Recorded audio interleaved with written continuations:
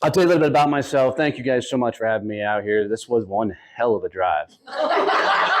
So, and I totally, you got to love coming to small towns, right? That's why I live in Azle. And where else are you going to go where the cows got out, right? I mean, I have a dwarf Nigerian goat farm, but, you just got to love small towns. So I did 4 years in the Marine Corps, 20 years. Happy birthday. It is Semper Fi. It's a Marine Corps birthday today. So, but I did 20 years straight commission sales. So I've never really had a salary position in my entire life. My last career was with an organization called Sandler Training. And supposedly I became one of the top sales trainers in the country. Not really sure what that means other than I'm really good at flapping my gums in front of a room. All right. I really thought Sandler Training was going to be my retirement plan. And I really thought that sales training was going to be the thing that I was going to do. Well, Sandler's a franchise setup. And in that franchise, I picked up partner. And, I was actually getting ready to start conversations of buying my business partner out and taking over the franchise. Well, during a fateful dinner that we went out to, we were sitting there talking, and we were kind of just celebrating, all the business we had done together, all the things we had built. And during that dinner, he said something that forever changed my life. And I'll tell you what that was in a second. But, I was 40 years old before I knew you could do this thing called be an entrepreneur. Blue collar kid, you grow up, you get a job, you just go work for other people. I mean, it's just how life is. Nobody in my family was a business owner. Nobody in my family was an entrepreneur. The most successful guys I knew, if I use profanity, I will try not to, but if you don't like profanity, don't follow my YouTube or podcast, okay? So I told Terry I would really try and be good here, so if something slips out, forgive me. But the only, Matt knows, don't go watch my speech from my last summit. I really got into that one. It was really good, though. So, but the only successful people I know were my grandfather and uncle, and these guys were jerks, right? I hated them; they didn't like me, and so I had no mentors in my life that were business owners. So we're out to dinner with my business partner, and during that dinner, what he says to me is, "Donnie, thank God you're my retirement plan." Now, he said that out of love. And, him and I are still great friends.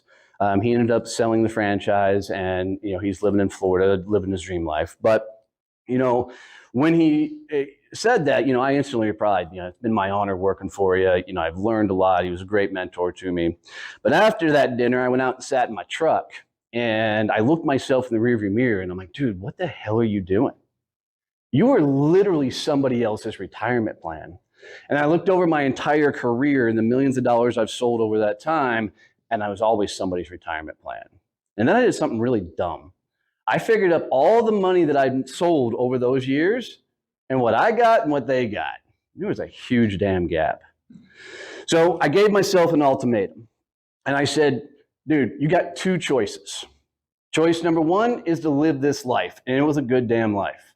My wife and I built our dream farm. We'd build a second house on the property for my mother-in-law. By certain standards, we were living a really good, successful life. But I kept dreaming that there was something, bigger, better out there, that I should be doing something more with my life. That dream was making me absolutely miserable. So I said, you either live the life and turn off the damn dream, or you get in the game. That's your only choice. You can't do both. 15 days later from that dinner, I walked away from it all and started my company. Within 24 hours, 2 corporate attorneys and a sheriff from Sandler corporate offices showed up in my farm and served me my non-compete papers that I did not remember signing. I called my attorney up and said, let's go to war. We're Texas, non-competes, just don't hang out, hold up here. Attorney said, not a problem. They went looking in it. A week later, my attorneys called me back and said, we got a problem. I said, what's the problem? They said, they know how to play this game. They're going to bury you in paperwork, and it's going to take about 2.5 years, probably $250,000 to battle this non-compete. My non-compete was for 1 year. So I'm like, surely I can get out there and build a business in 1 year and make this work. So I could not talk about the only thing I knew. I couldn't talk about sales, business development, sales management, sales training, anywhere in the world. So I started off as a success coach. And guys, I can tell you this day, I have no damn clue what the hell a success coach is. I can tell you it's an absolute business prostitute that just says yes to anything. So my first year of business, I am just throwing stupid money, hiring these random coaches, buying these programs, and I'm spending thousands upon thousands upon thousands of dollars trying to figure out how to build this business. Well, 6 months into spending all this money and doing all this stuff, I walk out the back door of my farm. Free time. You'll understand. Walk out the back door of my barn or my farm, and my wife's Jeep is missing. Call the police, and they said, I think somebody stole my wife's Jeep. Damn it, every time. They said, no, sir, your Jeep's been repossessed. And then I realized I was gonna have to walk in the house and tell my wife the rest of the story. The mortgage was 3 months behind. We had just gotten our first notice that they may foreclose. My wife had to go in on Monday morning and cash in her 401k to save the farm and get the Jeep back. She looked at me and said, get off your ass and go sell something. What I realized growing up is I never saw the CEOs of the companies I worked for. Only time I saw a CEO was when I landed a multi-million-dollar contract or we were losing a multi-million-dollar client. So I had no clue what a CEO was to do, let alone what a business owner would do. I was doing what I thought they did, which is spend a lot of damn money, sit in an office and just shuffle paperwork. So I had to get off my butt and go sell, because now there was nothing that could save us if I screwed this all up again. So I started selling anything under the sun. And if you would have saw me year one, man, I was doing video editing. I was doing graphic design, this weird coaching. I couldn't even qualify it as life coach because I don't know what the hell I was trying to teach them. It was bad, but I started selling enough that we made ends meet. In April of 2018, I found podcasting. In May of 2018, I launched my first podcast ever. 5 months later, that podcast became number 22 in the world. And it took me all over the US speaking and talking and training and teaching about podcasts. I launched a podcast production company. And then in September of 2018, my non-compete came up. So now I've got all this momentum from podcasting, and now I can talk sales. So flash forward to where I am now, and I run 3 companies, still have one of the top podcasts in the world, 5 best-selling books, and a partridge in a pear tree. Right? So it's been a hell of a journey. How many of y'all are business owners? Y'all get it. It's a lot of damn work running and building a business. My biggest purpose and mission in life is to help as many people as I possibly can get to business freedom. Because I can tell you, as I got dark in my business, as I was doing that, most darkest moment of my life, telling my wife we're about to lose everything, nobody in the outside world knew what the hell was going on, right? Because we never want to say how bad it really, really is. So the funny thing I did is I started a Facebook group because I didn't know how to be a business owner. So I just wanted to be around other business owners. And I thought if I got around a whole bunch of business owners, I could ask questions. Problem is, I started asking questions in my own Facebook group, and then they started asking me questions about the question I was asking. I'm like, don't ask me, I don't know what the hell I'm doing. But they kept asking questions, and what I kept realizing is almost all of them were having the same and similar problems as I was. Nobody was out there telling people how to build a business. There was a lot of people telling you should start a business. If you listen to a lot of the gurus out there, they're like, be an entrepreneur, it's the greatest thing ever. I want to say, F off, right? This is a lot of damn work. And so I just started sharing my struggles. I started sharing the things that I was screwing up. And I started telling people, here's some things that I found that are working for me. And people started really leaning in. I went, holy crap. So I've spent the last 5 years doing everything in my power to share everything that I break, everything that I screw up, everything that I've done wrong, and hopes that people don't do what I did and make themselves an island. Because when things are bad, we go inward. We don't want anybody to know how bad it is, right? And then we just make ourselves miserable and things just get worse. So I keep trying to go out there and tell people my story so they will lean in. So you're welcome to pull out your phones if you don't have a pen and paper, because I'm going to give you a whole bunch of things that I've learned so far in building a business. You're going to want to take some notes. I can tell you unequivocally something that they don't tell you when you run a business is you're going to meet your damn self. Because at some point, running a business, you're going to run out of excuses. And I can tell you for sure that night after I told my wife we were about to lose everything, I walk upstairs in my bathroom and I look myself in the mirror. And I tried to say the words, I love you, and that just sounded really freaking weird, right? I couldn't do it. So I flipped it and I said, I'm proud of you. And instantly, as soon as I said, I'm proud of you, there was this voice coming up in my head and said, yeah, but you're not holding up your end of the bargain. You're not being a proper husband. You got to get off your ass and do something about this. So I started a daily ritual, and it's something I highly recommend that you do. Every day, go to the mirror and say the phrase, I'm proud of you. Look yourself hard in the damn eyes. Because what's going to happen 99% of the time is when you utter, I'm proud of you, there's going to be a but. Whatever that but is that pops up is the thing you got to go fix or do. Because that's the number one thing that is mentally kicking your ass right now. And what I've found is it's going to change over time. For the longest time it was for me, it was you're not doing the business development activities. You're not out selling. You're not out trying to get people to purchase your services. So I had to go fix that. I had to go create ways to do that and get after it. At some point, when the business started getting successful and taking off, I went and said, I'm proud of you. And they said, yeah, but you're not being a good husband. So I had to go learn how to be a good husband again because I'd poured so much time and energy in a business, I wasn't giving her time, right? So I had to flip the script.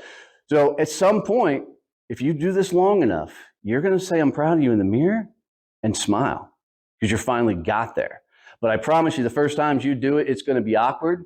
You're going to feel like an ass. You're going to be the most uncomfortable thing in the world, but do this every day and watch how much it changes your life. I mean, it's done wonders for me.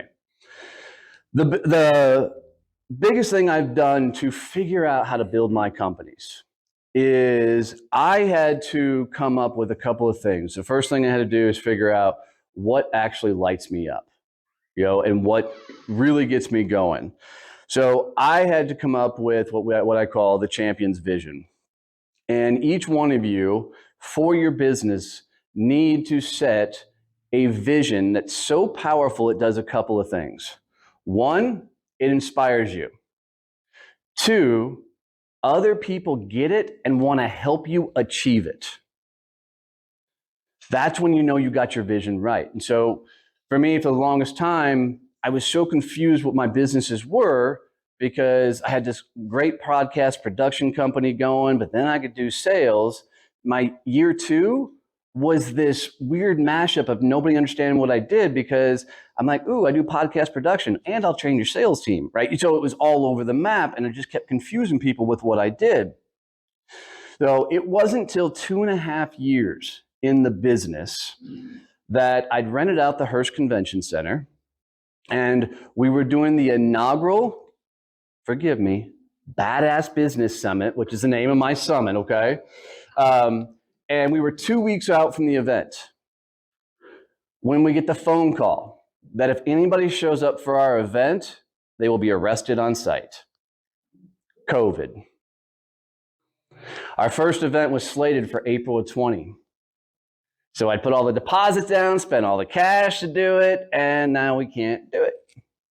Luckily, my businesses were online. And so I knew we were going to be okay. But we also knew that the entire world was moving online, and most people had no idea how to do any business online. Guys, it took me 2.5 years to build a successful online business.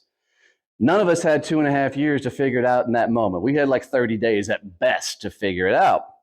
Well, as kind of Terry talked to, prior to launching my company, I did a ton of networking. I actually at one point ran 11 networking groups for the Fort Worth Chamber and had 6 of my own private groups going, right? And the reason being is because if I was the guy in front of the room, I got a lot of business.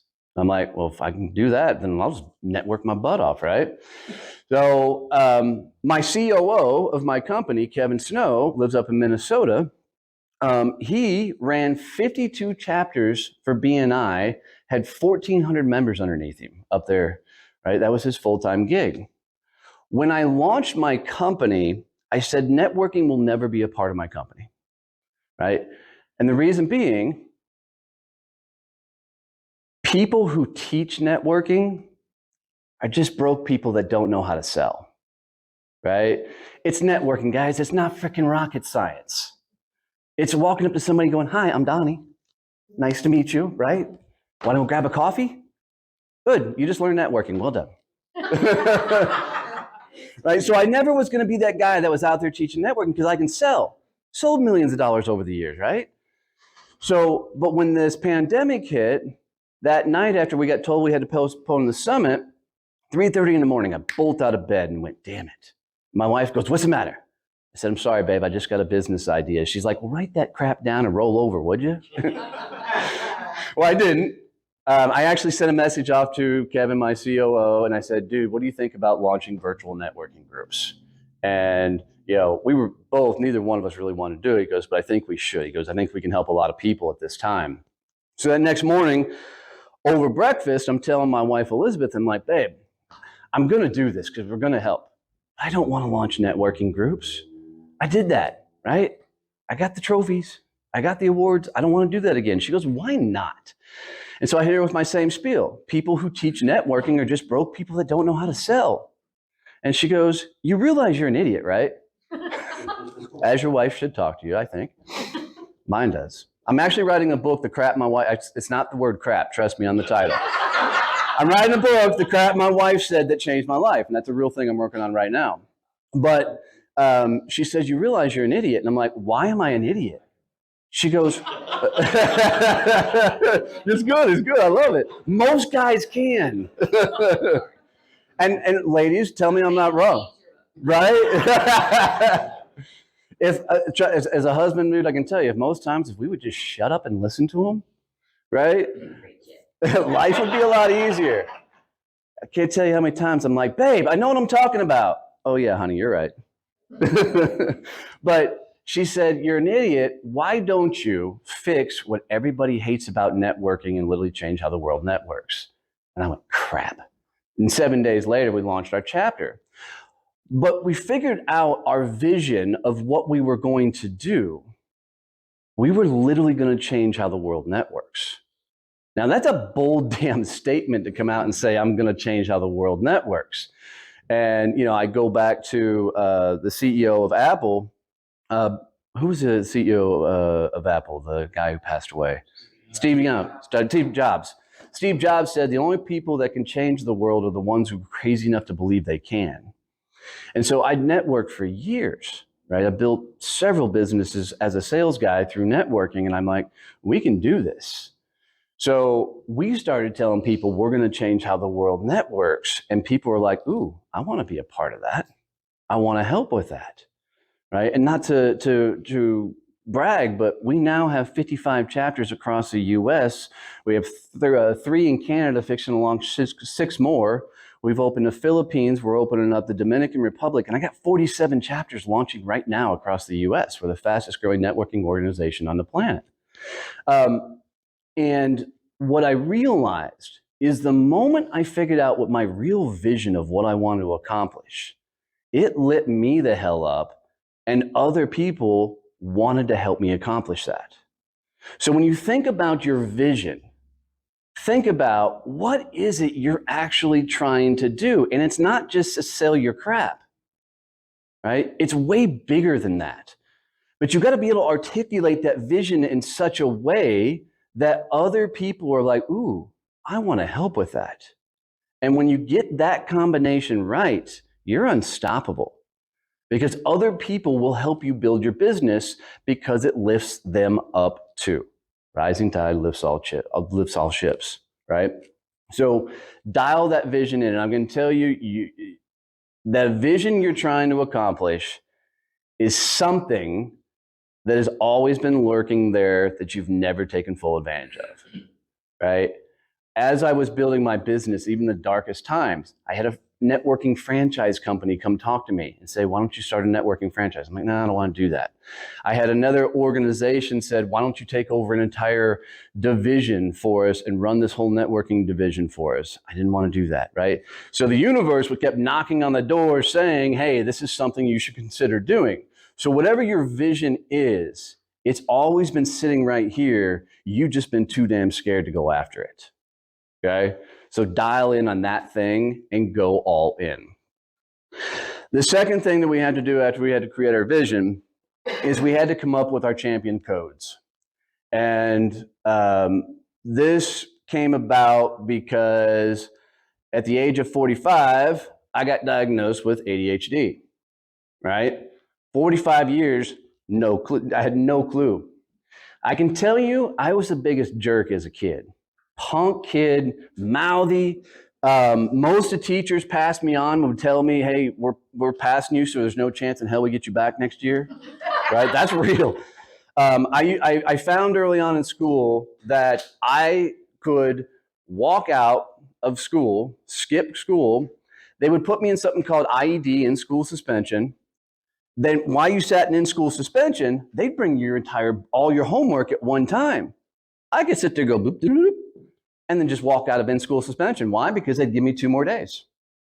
So I could go screw off, and there's some funny stories of dumb things I did while I was screwing off, but come back and I didn't have to do school. But figuring out that I had ADHD doesn't give me an excuse for how much of a jerk I was, but it's one hell of an explanation. Right? To go back. But because I'm a guy that just goes off the rails and I shoot from the hip, I'm a very fast decision maker, I was constantly doing things in the business that would just derail everything. Because let's go this direction, let's do this. I was like the dog from Up, squirrel, right? And I kept getting everything off the rails. So I had to come up with what we call our champions codes. And these are the codes that we live everything by. And we have 6 codes, and I won't go through them all, but I'll tell you a couple of the highlight ones. The first code we came up with was be yourself. I'm down in Florida. I got, because of podcasting, I got invited to do a keynote speech down there on podcasting, tell my journey, tell how podcasting saved my business. There's 400 people in the audience. And this guy had paid me a good chunk of change to come down there. Now, at this point, I'm about 1.5 years into the business. So I'm still wearing button-down shirts, short-sleeve collar, no ball caps. I didn't cuss whatsoever. Like I said, don't watch my YouTubes. Don't listen to my podcast, right? And I'm in blue jeans and boots, but I'm still kind of 1 foot in corporate America, Donnie. And I'm getting ready to go up on stage. And the guy who brought me down, paid me all the money to come down, comes up and grabs me by the arm. Now I'm a former United States Marine, right? I'm a nice guy, but don't grab me, right? So it automatically put me on edge a little bit. But so he grabs me by the arm. He goes, Donnie, I need a favor. And he's a little kind of panicked. And I said, okay, what's the favor? He goes, please don't go full Donnie. And I said, what the hell does that mean? He goes, I'm afraid you're going to upstage me. And I said, oh, that was the dumbest thing you could have said to me right before I walked on stage, because they're calling my name now to go on stage. So I ripped my arm out of his and I run up on stage, and I've never done this in my entire life. And I won't say it the way I said it there. I walked out on stage and I said, where the F are all my badasses at? Right? And 95% of the room out of their seats, screaming and hollering. There's one table in the back that I just pissed them off to their core. They sat there at their table and just stared at it. They couldn't believe that those kind of words just came out of my mouth. I instantly realized 2 things. 1, I found my people. 2, that was the first time in my life I'd ever truly showed up as me. From that point on, t-shirts, ball caps, cussing like I cuss, carrying myself like I carry. And here's the thing. I never thought. I sold I didn't really sell blue collar stuff when I first got out of the Marine Corps. So all my sales were big corporate sales. I didn't think anybody would buy from a country dude that cussed too much, drank too much, partied too much, right? I didn't think anybody wanted to do business with that guy. What I've found is the more I show up as me, talk like I talk, my people show up. My people that don't give a damn that I dress like I dress, I talk like I talk, I carry myself like I carry myself. So our first champion's code is to be yourself at all times. Because most of us, especially in situations where we got to be around people, we have two of us. Because a long time there was business Donnie, and then there was home Donnie. Because I didn't think anybody wanted home Donnie to come to the table because I didn't think anybody would do business with him. But the more I let the world know who I am, my business went, right? There was only a few people in corporate America that ever saw my raw side, and that's one of the guys, right? But so when you think about these codes, these are the codes that completely define you. The second code we have is learn every day, but teach it to somebody else. I truly don't believe you understand anything until you can teach it to somebody else. My last code in there is, God, don't look at my website because it's on there. We'll say it's don't be a jerk. It's not that word. Right? Because what I found is you'll learn a lot of things as you find a little bit of success. And I still got a long way to go. I don't want to sound like I'm just on top of the world successful. I got a long way to go. But my ego kept getting in the way because I'd walk in rooms and people were making a big deal about me. And I'm like, hey, I'm somebody. And then that kind of ego attitude made me a real damn jerk, because I kind of would come with that expectations.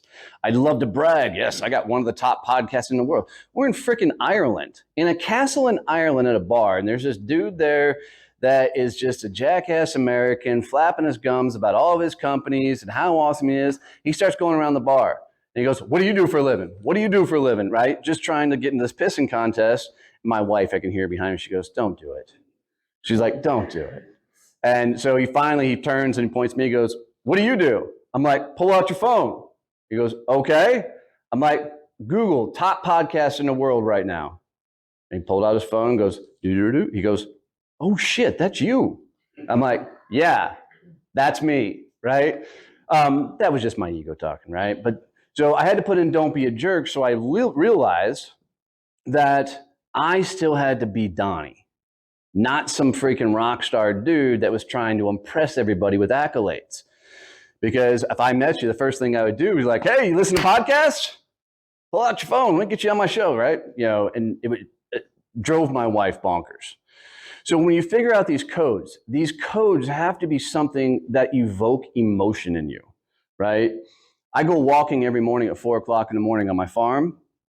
If I go too far to the right on my driveway, there's a 40-foot cliff down in my creek. So I always tell everybody, keep it between the ditches. Right? These codes keep you between the ditches. They'll allow you to decide the big decisions in your company. Because if they don't, whatever decision's coming up, if it doesn't align with your codes, then don't do it.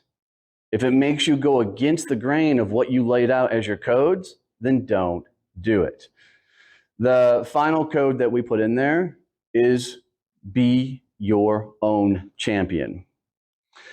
I named my company Success Champions, and truthfully, when I first launched it, they were like, the LLC people were like, what's going to be the name of your company? I said, I have no idea. They said, well, we can't get an LLC and all that, an EIN without having a company name. I'm like, give me 24 hours. I'll come up with something, right? I had no idea what the hell I was doing. So I knew I wanted the name Champion in the company, okay? And I just didn't know, I couldn't call it Champion because there happened to already be a company called Champion. So I was trying to figure out, what do I name this damn thing? Well, that night, the movie Troy came on with Brad Pitt. The movie, great damn movie, right? I don't know if you remember the opening scene, but the opening scene of that movie, there's two big armies coming together, and the kings go, you pick your champion, I'll pick my champion. Whoever wins, thousands of lives don't get slaughtered, we'll take that army, right? So Brad Pitt comes out, and it's a great scene. He's going up against a gargantuan dude that's got muscles bulging out of him where there shouldn't be muscles, right? And Brad Pitt, of course, comes out, one move, stabs the dude in the neck, war's over. And as I sat there and I watched that scene, I'm like, damn, that used to really happen. Kings used to really pick a champion to go out front, and it was easier to let the two fight and not lose thousands. And I thought, God, that's so awesome that a king would choose the champion. And then it hit me.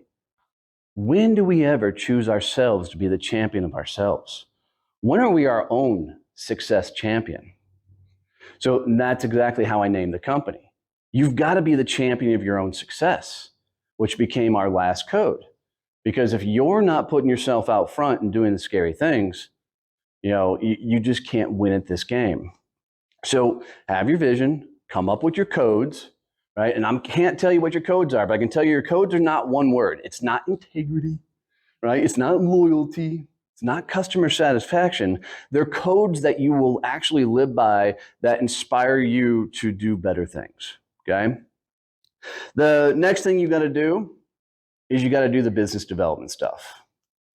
And here's the thing. Nobody in this room has a sales problem at all. Sales is the final conversation to where you get to that yes, no. How many of you, if you got into a good conversation with a good person and they're interested in what you want to sell, usually things go really well and you get that deal done, right? Most of us can do that. It's getting to that damn conversation that we suck at, right? You don't have a sales problem, you have a business development problem. Because business development is all the things that get you to that conversation. There's only 3 business development activities in the world. And they are, might want to write this down, warm conversations, cold outreach, and hand-raising activities. And I'll explain what those are. Warm conversations, cold outreach, and hand-raising activities. Warm conversations is what you guys are doing now. It's anywhere you can be face-to-face, Zoom-to-Zoom, belly-to-belly with people who are expecting business conversations. So it's networking, it's going to conferences, it's going to trade shows, it's going to after hours, it's going to church on Sunday, right? It's anywhere that you can get into warm conversations with people that expect to have business conversations, okay? Cold outreach. This is the stuff y'all hate. This is cold calling. This is cold DMing on LinkedIn. This is door-to-door sales. This could be cold emailing. This could be cold postcards, sending information out, right? All the cold stuff. And then hand-raising activity is anywhere you can put out original thought and people can raise their hand and say, I'm interested. So that could be like what I'm doing now, speaking in front of people. It could be putting out social content. It could be guesting on podcasts, right? It could be hosting your own workshops, right? It could be, commenting on somebody's social post, right? But it's anything that you're doing that gets people to go, hey, I'm interested. I'd like to learn more about that. So if there's only these 3 activities, you have to have one of each of these activities going at all time. That means you have to be doing warm conversations. Think of it as networking. You have to be doing some sort of cold outreach. I don't care if it's cold calling, I don't care if it's cold emailing, but you've got to do something cold outreach. And you've got to be doing something that's a hand-raising activity. So that's either putting out your own social content, that's commenting on content, that's getting in front of rooms and speaking, training, workshops, whatever that allows you to put information out there, people can say, I'm interested in what you have. Now, to know how much you should really do, I want you all to imagine that you just hired a salesperson and you're paying that salesperson a guaranteed $10,000 a month. Base, guaranteed. And then I want you to answer this question. If that salesperson was working at the level that you're currently working at, would they still have a job? Right? Most of us is going to be absolutely not. Because we're not putting in the time and effort and energy that we should be from a business development perspective to justify a $10,000 base. Because if they're getting paid 10 grand a month, which nobody on earth should be paying their salespeople 10 grand a month, right? But if they are, they better be selling $1.2 million worth of revenue, right, to justify that kind of money. Okay? So to figure out what the activities are, imagine the activities that that salesperson working for you would have to do to justify that 10 grand. And then back it up in each one of those activities. There's only one thing in the world I track from a sales perspective. And the only thing that I track is meetings with people who can say yes. Nothing else really matters. So think about that salesperson and go, okay, from networking, how many conversations with people that say yes do they need to get in on a weekly basis? From cold outreach, how many conversations do they need to get into with people that say yes? From hand-raising activities, how many conversations do they need to get into with people that say yes? And then literally sales becomes math. Because if you say they got to get into 5 from, warm conversations, 5 from cold outreach, and 5 from hand-raising activities, now you can look at your salesperson each day and go, how are we doing? Where are we at? How close are we to 5? Right? Get off your duff and go get more of those conversations. Once you figure it out for that salesperson, turn around and apply that crap to you, because that's the level of business development activity you should be doing for yourself. Okay? There's a whole bunch more, right? I've got a couple of books on all this stuff, but the biggest thing that I think you've got to be doing in addition to those 3 is you've got to be investing in yourself on a regular basis. As I said it earlier, running a business is the best way in the world to meet yourself. I don't care what any woo-woo, freaking healer, crazy, weird people want to say about life, but if you want to truly meet yourself, run a business. Because when you get to that moment where you run out of damn excuses and you realize that success is your fault and failure is your fault, right? Everything's on you. As business owners, I can tell you the greatest phrase that you can say anytime anything breaks in your company is my fault.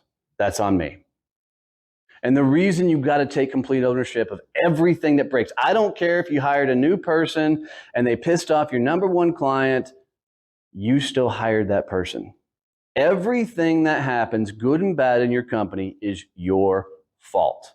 And what I found for me is every time I say, man, that's on me, and my team will jump all over me. Like, no, I screwed it up. I'm like, guys, sorry, that one's on me. Every time I do that, my mind instantly goes, I know how to fix it. Here's the solution. Here's how we'll do it better next time. But the minute you pass the buck and say, well, damn it, Billy, what the hell were you thinking? Sorry, customer, that Billy screwed that all up. Right? The minute you pass the buck, you turn off your thinking. You turn off the mechanism that allows you to figure out how to do it better next time. So here's the thing for me, for the sake of time. Okay? We can do 2 things. We can wrap it up, or I'm happy to do a Q&A. If you guys got specific questions, I'm happy to answer questions all day long. I love doing it. So if you guys want to throw questions at me, feel free, or we can wrap it up. How do you guys want to move forward? Your call. Can I say something? Sure. Ask questions or tell him what you got, what was the thing you got from him. Yeah. We'll do lesson learns is what to wrap it up. So anybody have any questions?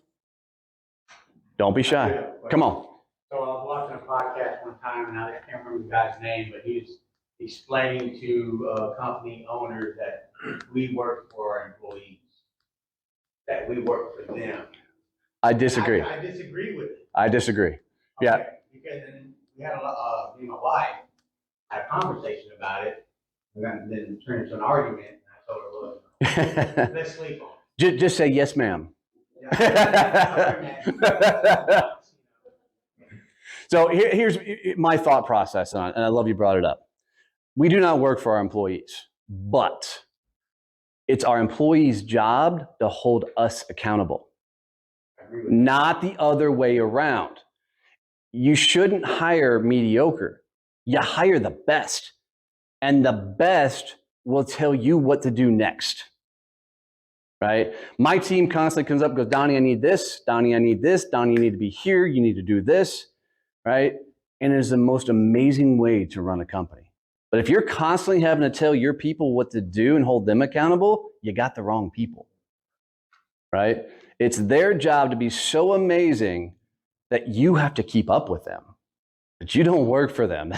That crap doesn't work. Sorry. So, yeah, that guy was an idiot. Yeah. So. Every time I see that. Any others? Come on. So how did you publish your first book? Because I have 2 books that I'm writing. Girlfriend's Guide to Life and Mean Girls Grow Up to Be Mean Women. That's a great point. Yeah. I mean, they do. So I've started both of those, and I put it on the back burner when I started my business, so I picked it back up now, and I don't know what is the best way to get it out in front of people. Beautiful. I love the question. Everybody hear it? I have 2 master's degrees. You ready? One is called Google. The other is called YouTube. I've never been to college a day in my damn life, right? So everything is YouTube and Google. I will tell you specifically on a book, though, there are some phenomenal programs that you can walk through. There's one guy, I think it's called Rocketpreneur, I think, or Rocket Books. And he's got a program that will walk you through, and he's got a free YouTube channel that'll walk you through step by step. Do you have 1 million people following you from around the world? Okay, cool. Self-publish. Because to get a New York Times best-selling book, it's going to cost you about $250,000.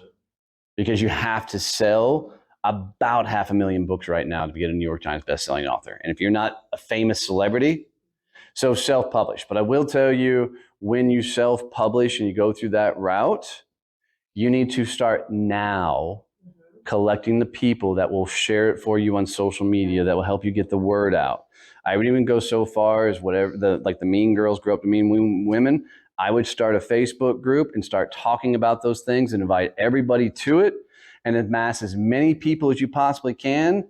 And the day that book comes out, you tell everybody and their grandmothers and their aunts and their uncles, dig a couple people up out of the grave and get everybody, like the Democrats vote. I'm sorry, I didn't say that. Yeah. That did not come out of my mouth, right? But you need to get everybody to crash Amazon and get as many books sold in 24 hours as you can to get a best-selling status. Okay? But literally I could talk about that forever. I love it. It's a great topic. You should actually try and get on stage talking about it. Yes, ma'am. So I do have a question. Sure. I have several friends that are in network marketing groups. I mean, they're in, 12, 13 like you are.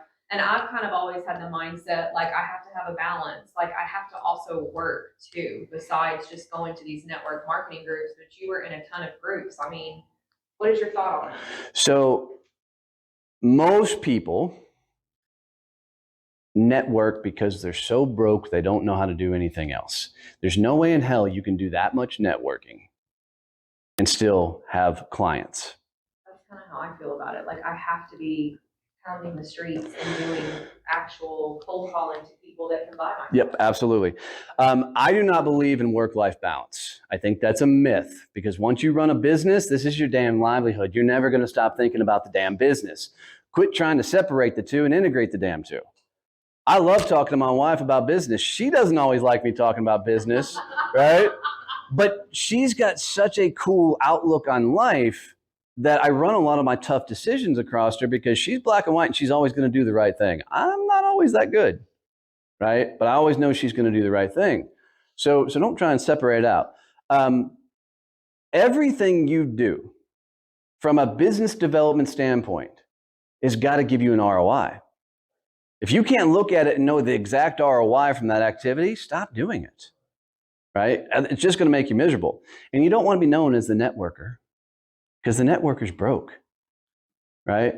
I always tell people, when I got to the point where everybody in town knew who I was the brokest I ever was as a salesperson. Now, when I became the person everybody wanted to meet, I was making a lot of damn money.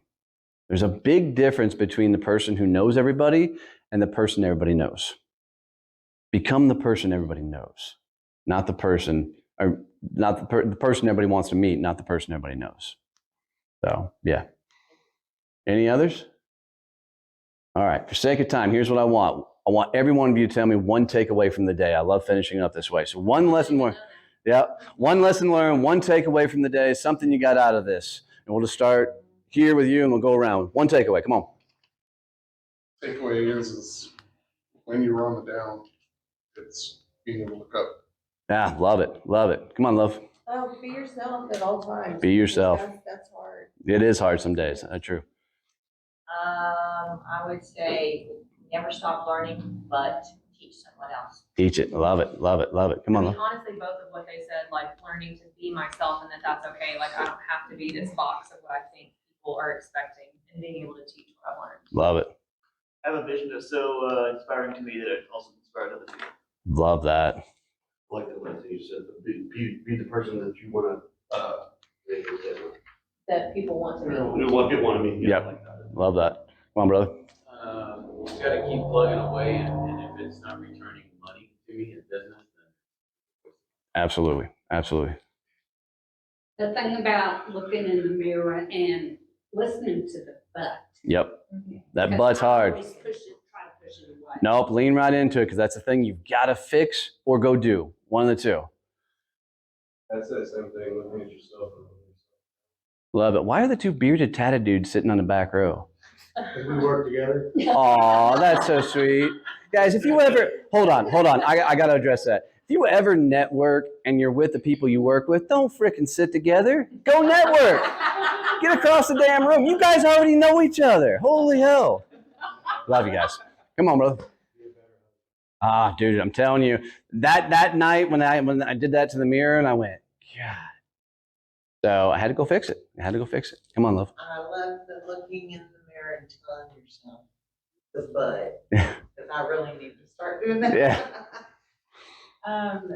Be yourself, you know, with me being an intern, that's hard because I have so many that I think being myself and having those conversations with Love that. Guys, hear me on this. There's no such thing as competition. I don't care what you sell. I buy you and then I get what you sell. There's no competition. Be yourself. Show up as you. Your people will show up. Matt. I'll piggyback off of that. Being who you are, be authentic to who you are, and know that competition, like you said, is not out there. If you are who you are, it doesn't matter. It doesn't matter. Love it. Go back. What were you, a cheerleader? I forget. I mean, the guy did stand up and go, I'm a former NFL linebacker, in case you didn't know. Okay, sorry, go ahead. Everybody in here did know that. Like Kat had said, look in the mirror every morning and say you're proud of yourself and hold yourself accountable. Love it, love it. I'm gonna say, look in the mirror with that, and I'm not gonna be so complacent. I've had my business for 11 years, and I need to just get back out and do some of the things. Yep, get after it, get after it. Come on, bud. The order in which you did things, I need to work on business development and part of self-vision. Absolutely, absolutely. Come on, love. I'm very, very grateful that you said be yourself, because I can't be anybody but myself. This is true. Right? But I have to say one other thing. We've been in business for 25 years. My husband and I built houses. Everybody in here knows we downsized because we were getting a little older into a very small house. And people still come there, and I'm like, why do these people come here? We don't have a big fancy office like all builders think you have to have, but you just hit it on the nail head.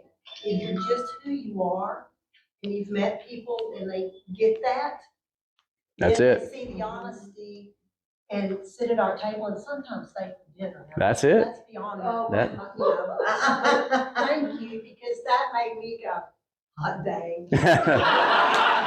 So, when am I coming over for dinner? All right, let's check it. Come on, love. my vision's always been working. Ooh, that's huge. That's huge. Love that. Come on, brother. So if something goes right or wrong, it's your responsibility. Absolutely. Take full ownership. If you have not read Extreme Ownership, that book, go get it. Blow your damn mind. Investing in myself on. Love that. Love that.